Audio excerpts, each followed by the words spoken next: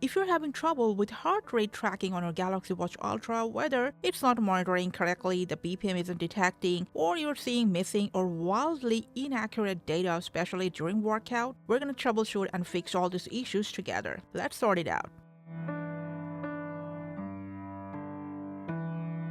Now we're gonna start with the basics, like make sure you are not wearing the watch too tight or loose, and make sure not to position it directly over the wrist bone.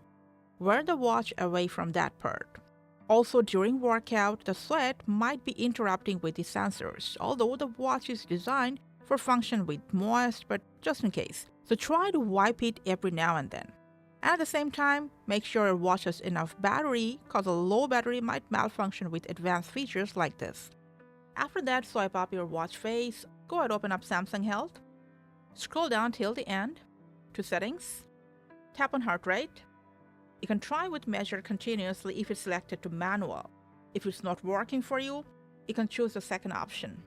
If none of these two options detect your heart rate perfectly, you can go back to manual only.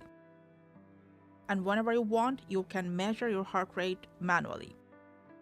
Now after that, go back from display, scroll down, enter activities to detect.